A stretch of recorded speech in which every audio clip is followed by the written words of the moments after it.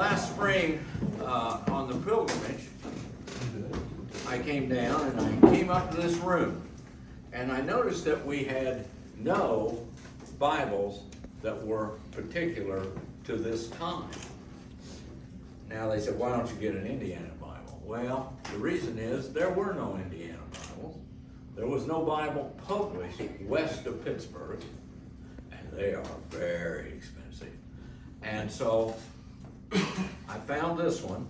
This is called sometimes a block Bible.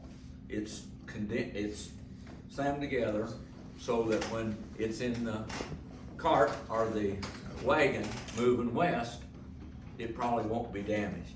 It's strong, but boy, you have to have good eyesight to read it. It's really small. What I thought it would be nice to have the kind of Bible that they would have had in this room in 1818. We don't know a clue about what it was, but they would have had to have one because they actually opened a lodge meeting.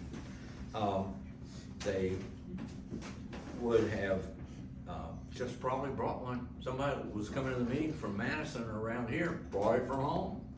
Remember, they didn't even have a Bible for Washington to take his oath on.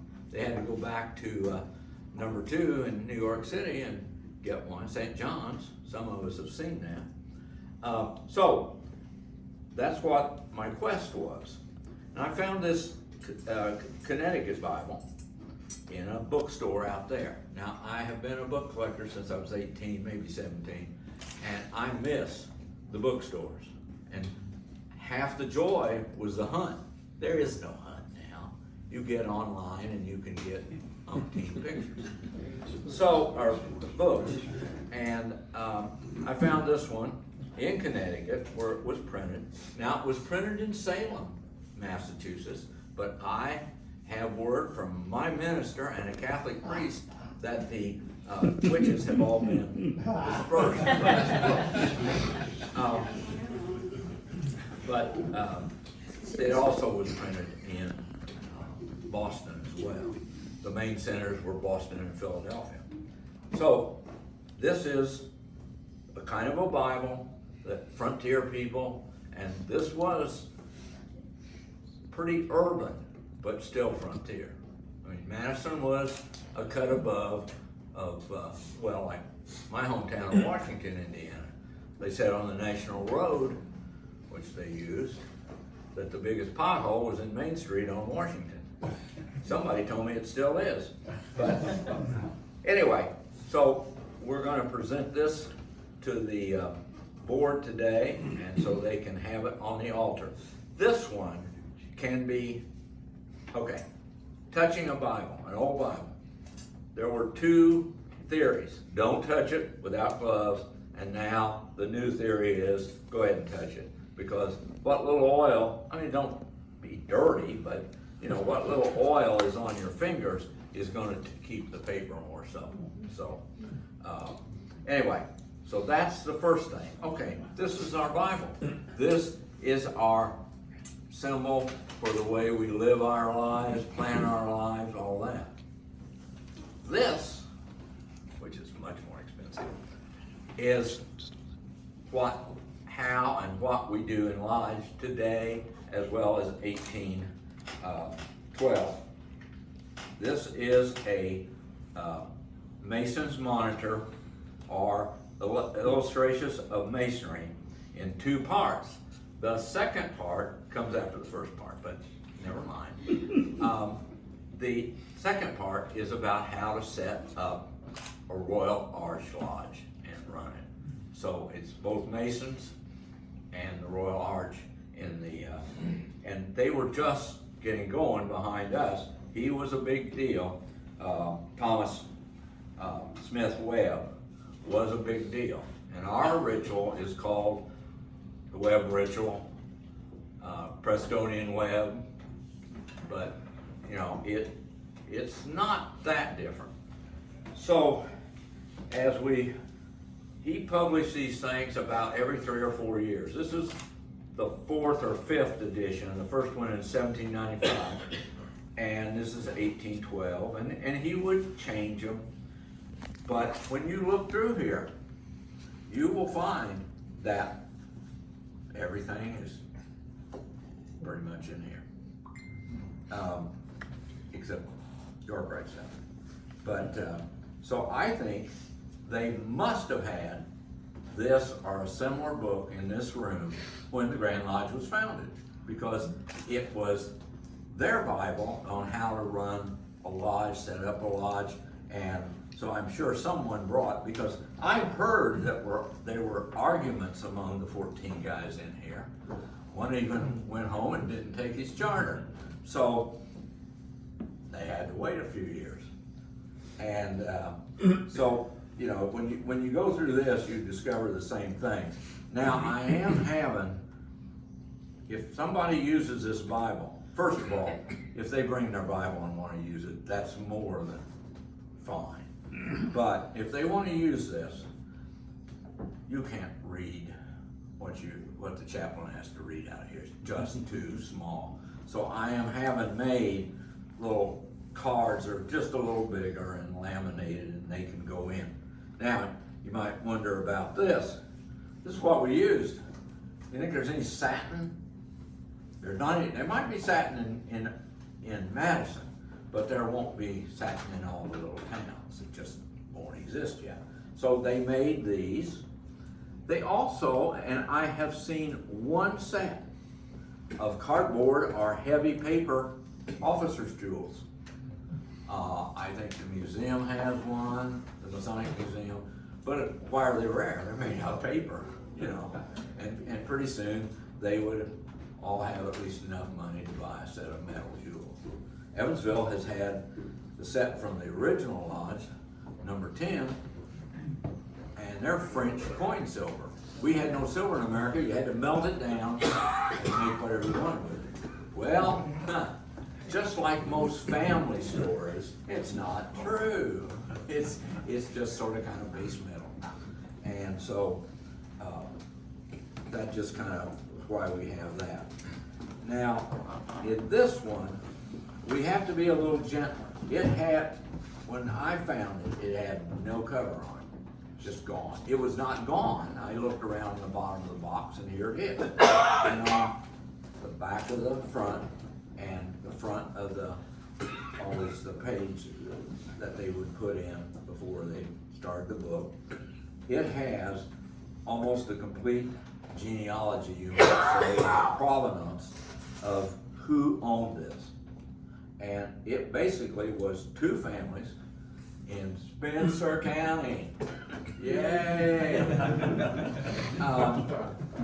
The Clarks, who passed it down, and then it was purchased at a Clark sale in 1868 and given to a doctor who practiced out there also, and also in Warwick, and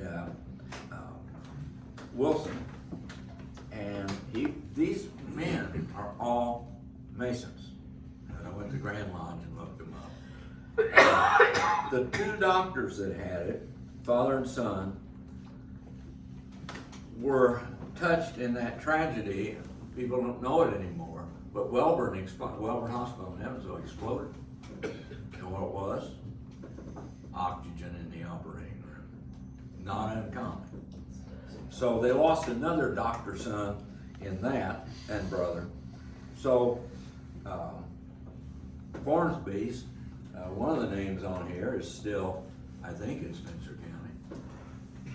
But we have to be careful with it, because I had the binding done with, it's a Japanese type paper, and they put it in and coat it, but it's not like putting new leather.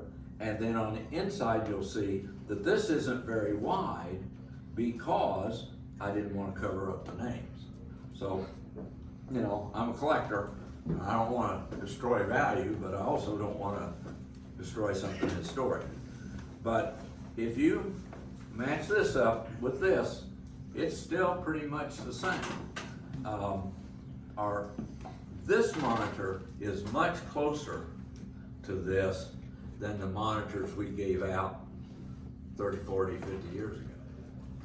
So, that's about it. I just think that these two things belong here than collecting dust on my shelf or being out there in godless Connecticut, so. So that's about it. We're happy from the Indiana Historical Commission to be able to do this. We have turned things a little bit in the commission. Lodges don't have the money to put up the signs anymore. So what we're doing is we're trying to go in and get local help to repair those signs. The lodges used to pay for those markers, $2,400, $2,700 now. Most lodges don't have that kind of money laying around. So we will do that, and we will continue to do it as we can, but we're going to look at other ways of reaching out and sending history or an example of it out to different places. So with that, questions? Oh, you want to present that to past Grand Master? Yes, Kenneth Roy, I'll call him behalf of up. the Heritage Foundation. All right. I have no idea who this guy is. Oh, wait a minute. Through my foggy mind, I am recalling. Ken, we are happy on behalf of the Historical Commission to present you with a period correct Bible and a period correct monitor, which they can keep and display down here. Always remember on this one, I regress, make sure you got a hand under it like this, because that hinge is not too strong. Is this English? Did I say you needed good eyes? I have no idea. So, with that, I think I'm done.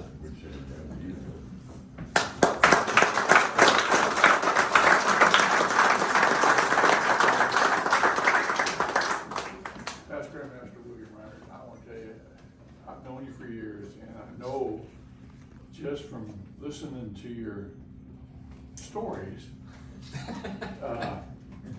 how much you love books. And when you wanted to take on this task of presenting something to the Schofield Lodge, I knew that you would dive off into this and you would put your heart and soul into it. And that's exactly what he did.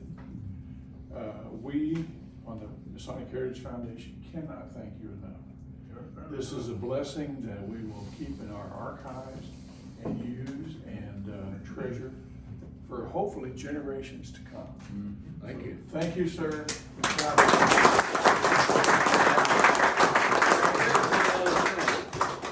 When this all happened, one of our now departed brother, Steve Croman, jumped at this like he jumps at everything. And he says, I know a guy, literally, I know a guy that sells Bibles. Well, I knew the guy too, not personally, but I knew these books were somewhere in the range of $1,500 and up. I mean, thousands of dollars. So we went another path on that. But Croman was committed to getting this done. He loved this place. I think above he still loves it.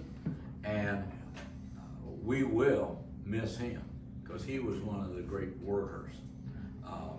We call them in our lodge pushers, because without pushers, nothing gets done.